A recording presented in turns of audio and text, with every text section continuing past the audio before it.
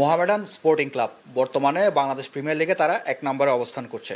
So ফ্যান্সদের যে এক্সপেকটেশনের জায়গা সেই এক্সপেকটেশনের জায়গা থেকে যদি আমি বলি, মোহামেডান বর্তমানে যেভাবে এগিয়ে যাচ্ছে তারা যদি তাদের ফর্মটা ধরে রাখতে পারে, অ্যাজ এ নিউট্রাল ফ্যান হিসেবে আমি হয়তো গেস করতে পারি যে তারা এবারে ট্রফিটা ঘরে তুলতে পারে যদি তারা এই ফর্মটা তারা ধরে রাখতে পারে।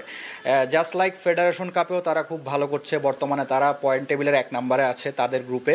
সো তারা যদি তাদের ফর্মটা ধরে রাখতে পারে, ফেডারেশন কাপেও হয়তো তারা শিরোপাটা ঘরে তুলতে পারবে। I hope so.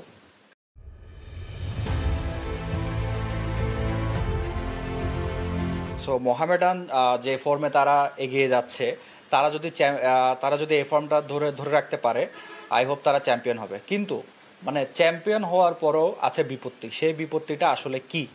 সেই বিপত্তিটা হচ্ছে মোহামেডান স্পোর্টিং ক্লাবের এএফসি লাইসেন্স নেই। সো আমাদের যে বাংলাদেশ প্রিমিয়ার লিগটা, এই বাংলাদেশ প্রিমিয়ার লিগটার আসলে দুইটা অর্জন।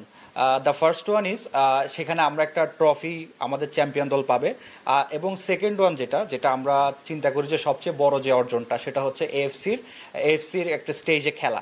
সো মোহামেডানের যেহেতু এএফসি লাইসেন্সটা এখন পর্যন্ত নেই, সো এটা মোহামেডানের জন্য একটা কি বলা যায়, একটা বড় হতাশাজনক অধ্যায়। সো এই জায়গাটায় আসলে বিপত্তি।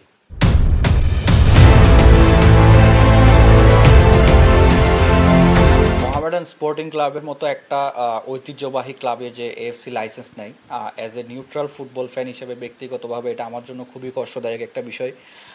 এবং আমি মনে করি এটা শুধু আমার জন্য না, বাংলাদেশের যত ফুটবল ফ্যান আছে যারা ক্লাব ফুটবলকে মানে সাপোর্ট করে, বাংলাদেশ ফুটবলকে সাপোর্ট করে, তাদের জন্য এটা খুবই একটা কষ্টদায়ক বিষয়।